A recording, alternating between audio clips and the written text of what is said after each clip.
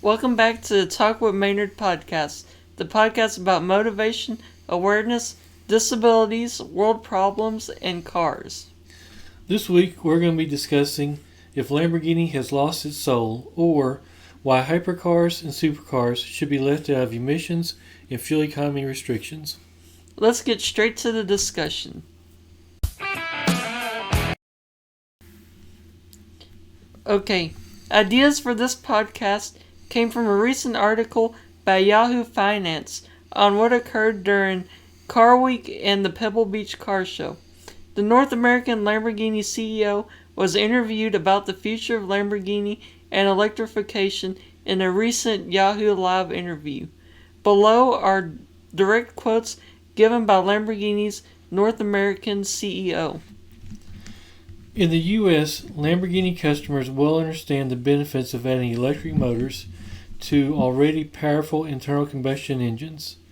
Andrea Baldi, Lamborghini North American CEO, said in an interview on Yahoo Finance Live. And me and Daddy are going to mess up this name so bad over and over again. Andrea Baldi then said Cyan and Countach, Lamborghini's hybrid supercars, are the fastest V12 models in the Lamborghini history. They were sold out even before being publicly announced, and they are both hybrids. I think the regulator will drive our decisions in the next years. So far, what we can see in the midterm, that they can come to market with a hybrid as Lamborghini that will renounce the internal combustion engine in the long term. We'll have to see where we are for future use, Andrea Baldi said, or something like that. The Yahoo Finance article, there's a few mistakes in there I've seen, so we're going to take a quick break, and we'll be back with Guess That Car Sound.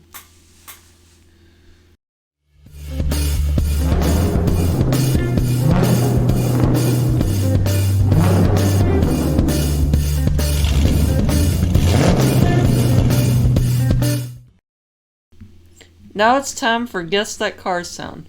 We're going to do Guess That Car Sound a little different. This time me and my dad are going to both pick a car that we agree on, and we will play the sound. After we play the sound, we'll ask you, the viewer or the listener, to comment on what you think the car is in the comment section below. We'll then pause for a brief moment to allow you to post your comments. Once this minute's up, we'll play the video featuring the car. Okay, you got that? All right, let's get to the clip.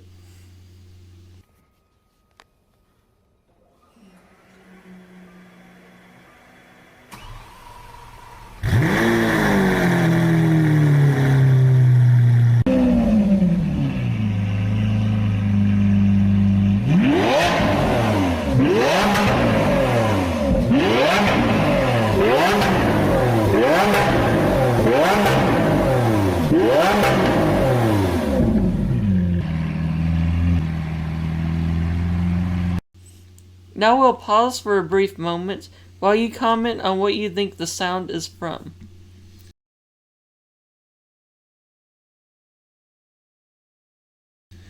And since we're talking about Lamborghinis, that is from a Lamborghini Aventador S. Here's the video.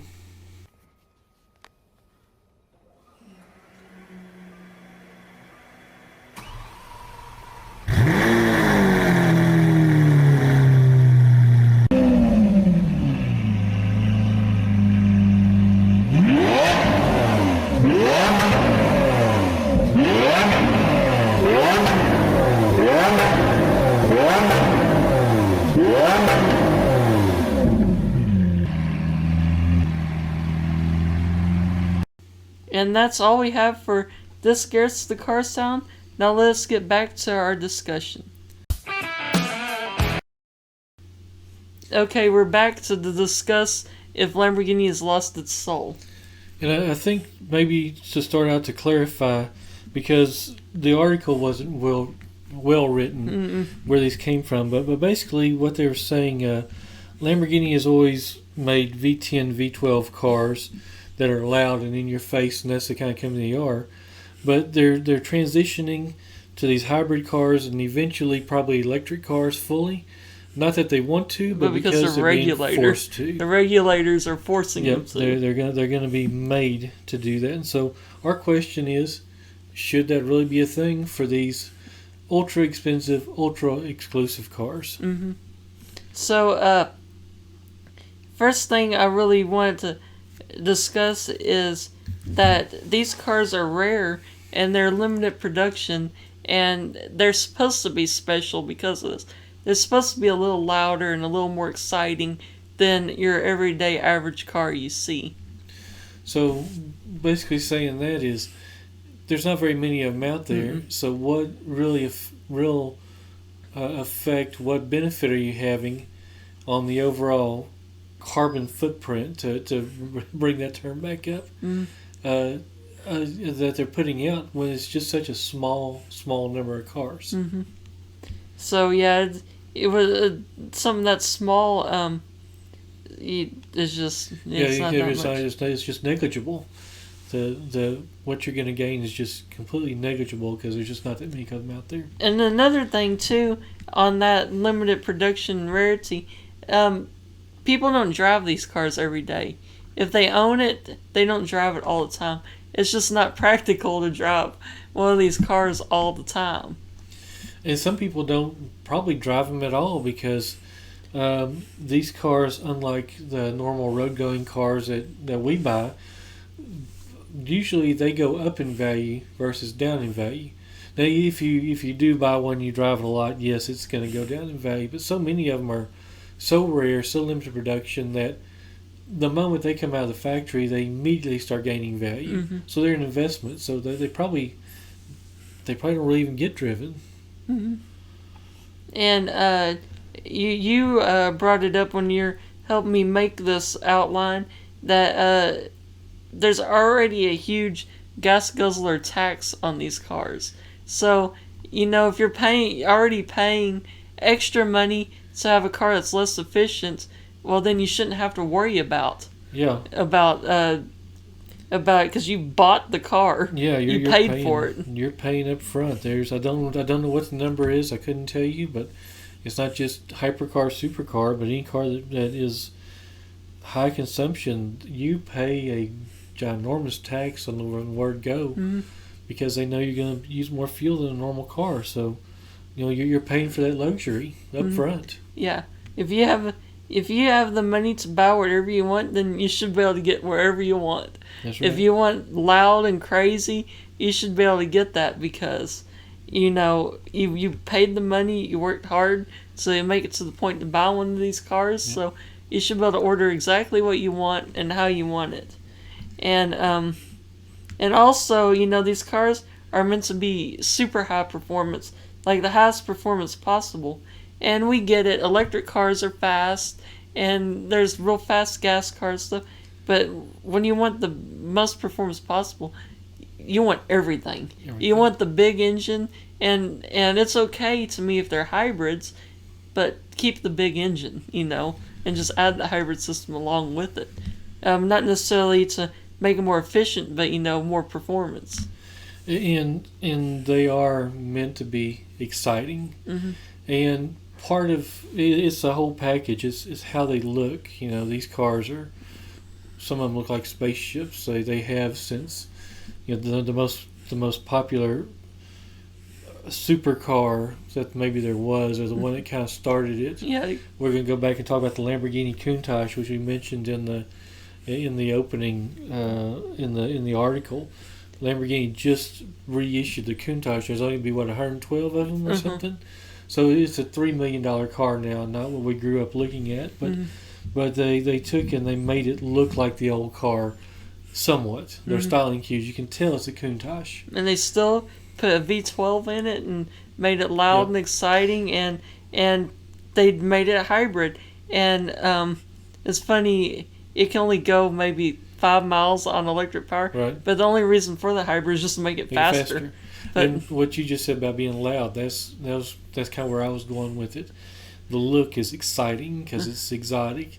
The sound, if you go full electric, you lose that sound. And I know if you watch the videos, and we talked about in another podcast, the Tesla Model S Plaid and the Rimac Navara, they make no noise, but they're exciting. They peel your eyeballs back. They're so fast. But some of the excitement is the sound. Mm-hmm. Is just the sound these cars make, and so you lose that. You got one of these supercars, and you want to be heard even when you're just cruising around slow. That's right. Well, these electric cars, you just hear a whir. That's it, and they kind of just go by. They're just so quiet. So we'll never own these cars. We're not, we're not promoting something that we're gonna someday own or attain, or I don't know. Maybe you never know where life will take you. Maybe we could, but it's highly unlikely that we'll ever own it. So we're not advertising for ourselves or promote or whatever, arguing for ourselves. But we like what these cars are, and we feel like there's just too few of them to make a difference. And Lamborghini, they were asked in the interview too on, so are they gonna just quit with gas powered cars? Well, the CEO said no. They said they're trying to keep gas powered engines around as long as they can. But this is a more practical car. But the Lamborghini Urus that's out, it currently has a V8 and it sounds good. It sounds like a Lamborghini. Well, it's about to be a turbocharged 4-cylinder, is what it's going to be. And then a lot of these cars that were V10s and V12s, they might be V8s, but it sounds like maybe V6, like a turbocharged V6. What kind of sound is that going to make? So getting smaller, and again, it just especially when we're talking about supercar and hypercar, there's just not enough of them to make the carbon footprint, the environmental impact, to make it even make sense that they have to go by these restrictions. Let the car community have these cars. The people can afford them, and just those of us who love cars to be able to at least have these few unattainable cars for the noise and what they are. And we're going to kind of change what we're talking about a little bit here. And it kind of goes along the line with you can't afford it anyway. There's so many people complaining, and this is where we're going to talk about the Countach a little more, complaining about this new Countach that's coming out, and they can't afford it. It's a $3 million car, and for some reason people think that when they bring back a car, they're going to bring it back the exact same way it left. They're like, it doesn't have this, and it doesn't have that. A lot of people are complaining that it doesn't have a big spoiler on the back.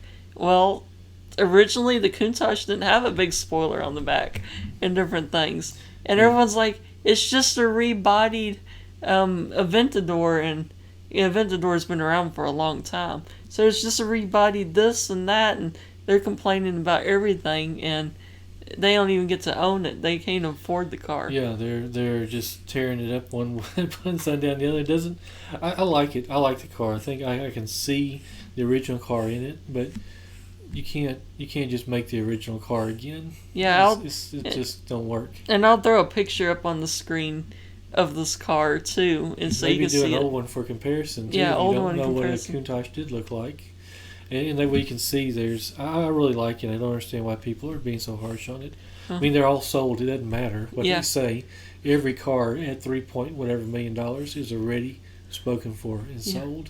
It just shows that it don't matter what it is, whether you can afford it, whether you like it or dislike it. People just whine so much about stuff. They're offended that the car don't look the way it's supposed to look, and they're upset. And Lamborghini is not Lamborghini, and you got all this going on. Wait, does this go back to the Karens? Yeah, that's kind of where we go. Okay. They're like, they just nag, and they just want to get in an argument for no reason. No reason. So I mean, they can just be excited that that this car is out and stuff. Yeah. So anyway. But is that all we really have for this portion? Yeah, I think so. So save the supercars, save the hypercars. There's just not enough of them to make any difference environmentally. At least keep them as exciting as they're supposed to be. That's right. So we're going to take a quick break, and we'll be back with the closing. All right, so that's all we have for you this time. Be sure to follow us on Facebook at Project Maynard Sting, on Instagram at Project Maynard Sting, on YouTube by searching Project Maynard Sting, and on Twitter at Project Maynard1. Also, it's the month of Maynard Sting, and I'm trying to raise the most money I've ever raised for the Muscular Dystrophy Association. So by the time you see this podcast, you're starting to run out of time, but you can visit the link in the description below to my website to make donations and buy merch to help me with this. And also there will be a link to the article that we read in this podcast, so you can look at that too. And just to reinforce what Cody said, all money donated to Project Maynard Sting goes directly to the Muscular Dystrophy Association. So that's all we have for you this time, and we thank you for watching.